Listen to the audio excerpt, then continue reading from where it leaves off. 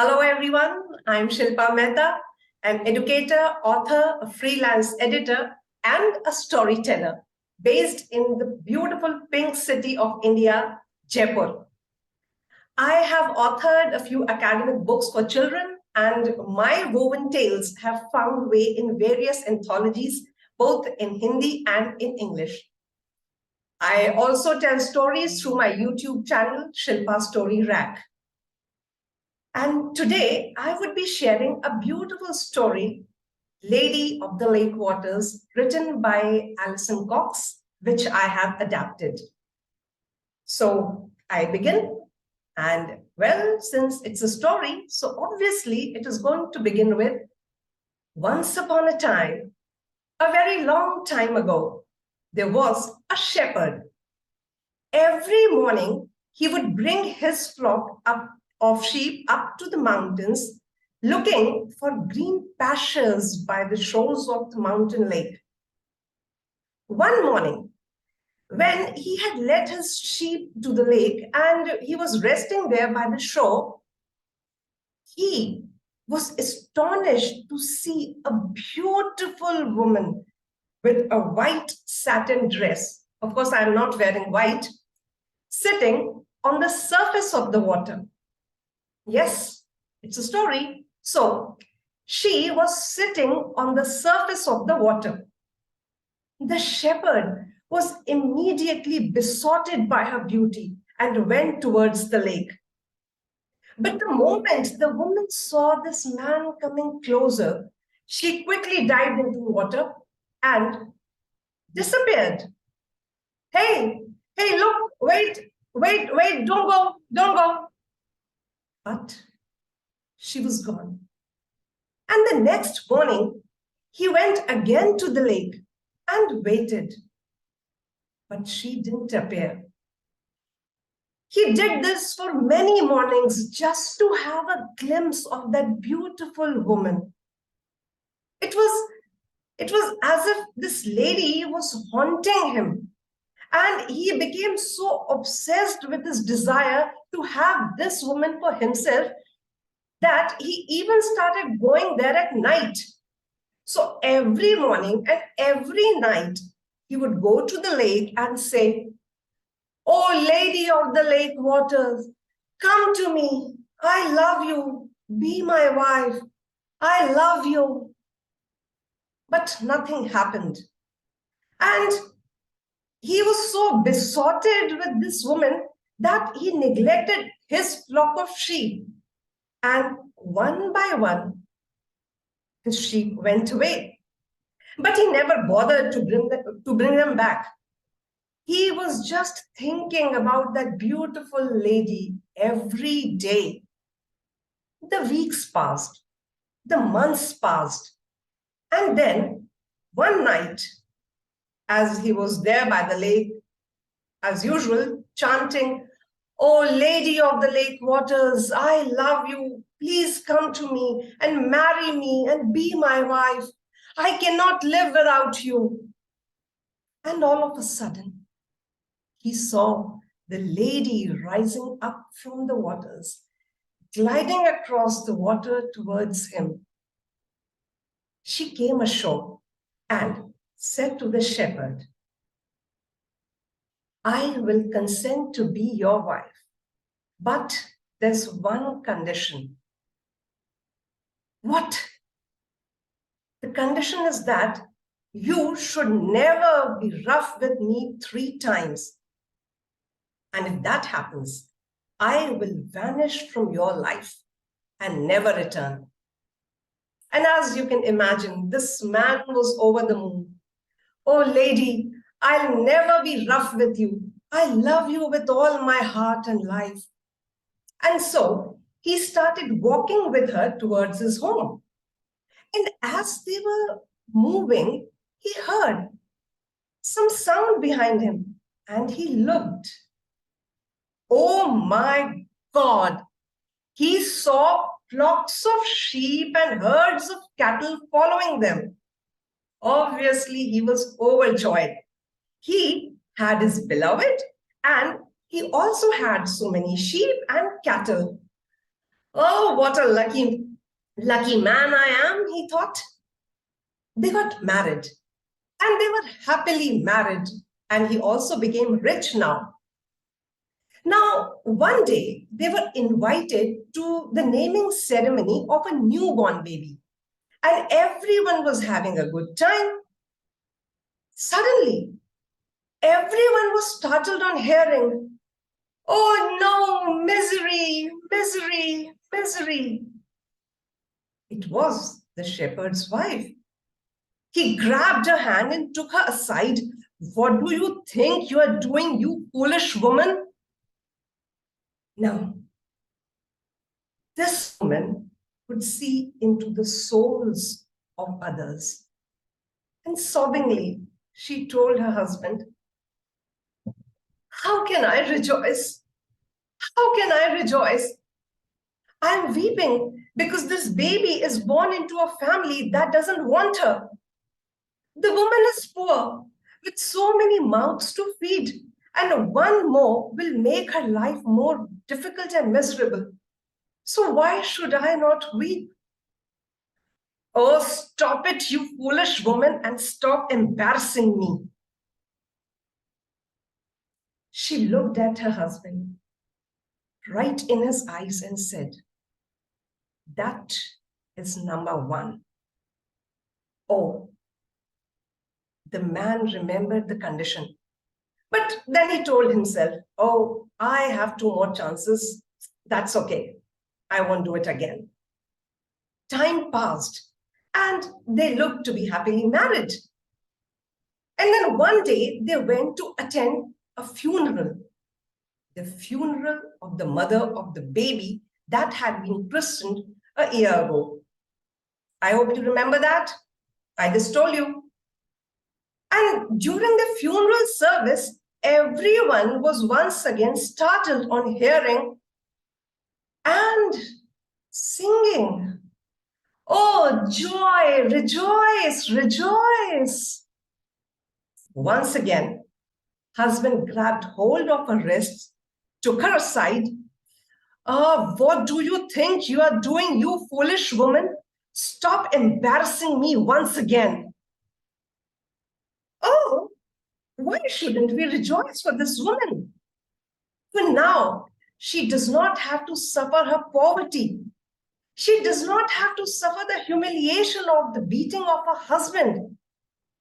For now, she is at peace. For now, she is in a better place. So let's all rejoice. And the man said, "Oh, shut up, you foolish woman." She gave him a glare and said, "That is number two."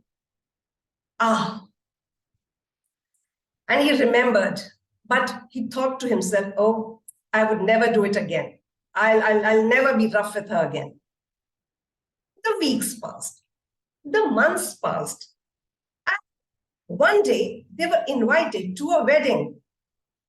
Now, here, the bride was very young and the groom was a man much, much older, but was wealthy. And amidst the festivities, the dancing, and the singing at the wedding, everyone heard, "Oh, misery, misery, oh, misery, misery." Yes, you guessed it right. It was the shepherd's wife again. "Oh, you foolish woman, what do you think you're doing? Is there any day that you will not stop embarrassing me in public?" But rejoice, my dear husband, because today's wedding is the marriage of the youth to the old age only because of wealth. And that is a bad bargain. It is the beginning of the misery. And my dear husband, today is your beginning as well. For this is the third and the last time that you are rough with me. She jerked her wrist away from her husband and walked away. Oh, no, no, no, wait, wait, wait. Listen, listen. I didn't mean it. I didn't mean it. Please come back. Give me another chance. Please, I beg of you. But she moved at such a speed that she was out of sight and out of hearing. He ran fast to his home, but there was no one. He went to his farm, but the farm was empty. The woman was gone. The sheep, the cattle, they were all gone. He ran up to the hills to go to the lake where he had first saw this woman. And as he went up to the hill, overlooking the lake, he was just in time to see his wife, the beautiful woman in a white satin dress, disappearing into the waters. And followed her was all the cattle and the sheep. The hillside was empty. The whole valley was quiet. The surface of the waters was calm. And the only sound that could be heard in that valley near the lake was the sound of a weeping man. Thank you. Thank you. A sad story.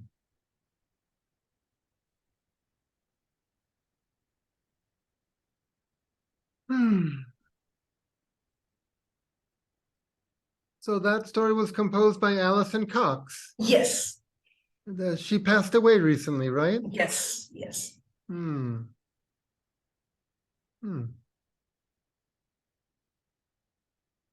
It reminds me of all those stories about the Selkies, especially from Scotland. The fishermen had stories about a seal who would come, but it was really a woman. Or when she would take off her seal skin, she was a woman. But after some time, she had to go back to the sea.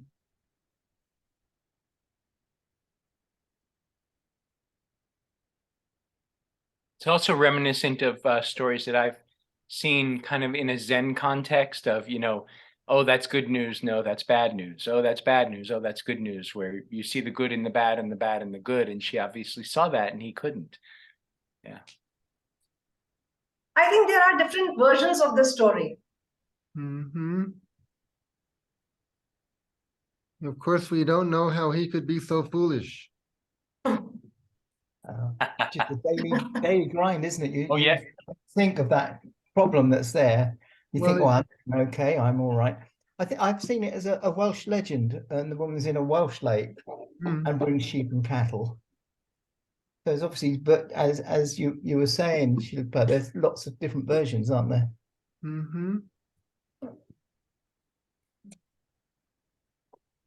Eric, you said we don't know how he could be so foolish. I wonder if you haven't been paying attention to how people behave.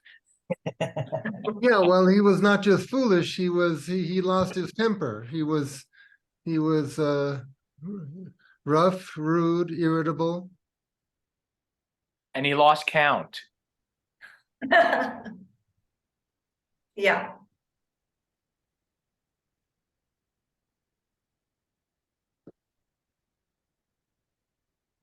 Anybody else? Any thoughts, resonations?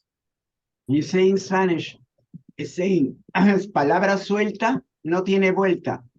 And when you mention the thing, just say it. You can't go back.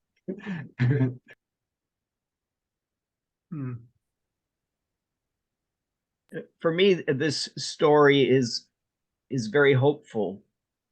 It's very poignant at the same time.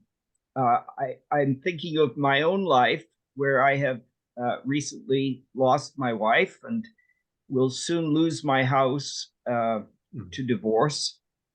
And at the same time, I feel tremendous hope for new beginnings and lessons learned. And I think for me, that shepherd has a future, and it's very important to remember that we can learn from our mistakes and move confidently into the future.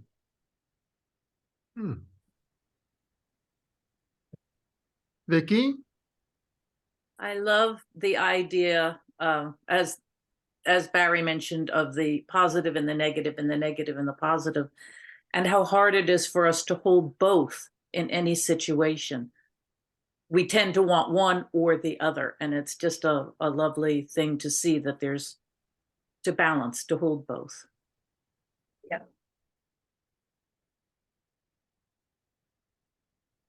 Radha? Am I audible, Eric? Yes. Yeah. So very interestingly, going off of what I think Barry said, when you think about how foolish people can be, and tying into the first story we heard along with Shilpa's story, I just read a saying today by Mark Twain. And he said, "The more I learn about people, the more I adore my dog." Mm. Good. Yeah. Can I? Yeah, nice story, Shilpa. Thank you. Thank you, Shraddha. Can I say? Yes, please go ahead. Yeah, it's for me it was really metaphoric since as you know, Eric, I've this November I issued a book about psychological abuse about women that are suffered from abuse of men. It is really a metaphoric way for me. By the way, book's name is Run, so Run. And it is really metaphoric for me that this woman, she respects her herself, her dignity. I mean, she told that she will never, that she will, how to say, support only 3 times this rough, and she maintained this, she keep this promise to herself. So for me, it's about women power and strength. I mean, I'm sorry about for men, but I felt it from women point of view. I'm sorry. Despina? I found rather interesting that apart from the story of the protagonist herself, the moments that she either rejoices or laments also have to do with the place of other women in society and their mistreatment. Like the baby that was not wanted, and it was a she, it was a baby girl, we know that. And the lady who would no longer have to suffer the beatings of her husband. So all this is what made that woman see things under a different perspective, which her husband was obviously unable to do. And I would not call him silly. I don't think that was silliness. I would call him mean. And I think that is the point. And indeed, people can learn the lesson, but sometimes, particularly mean people, have to learn the hard way.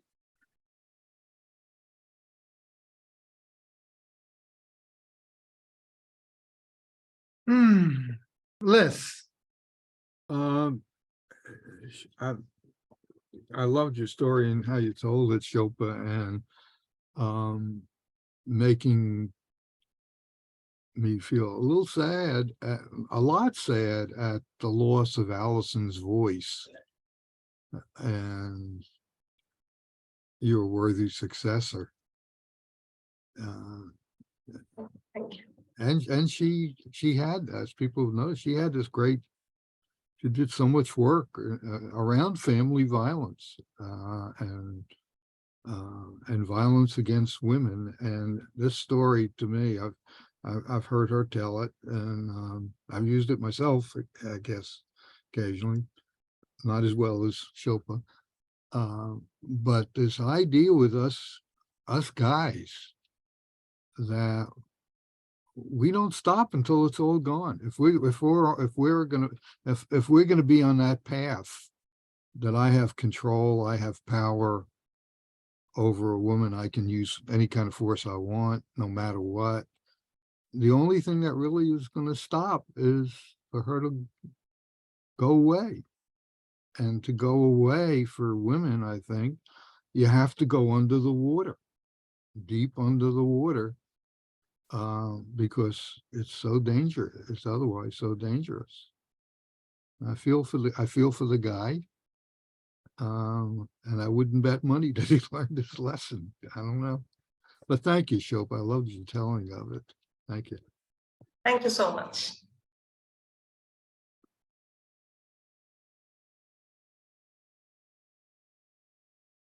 Okay. Thank you, Shilpa, and thank you, everybody. Thank you.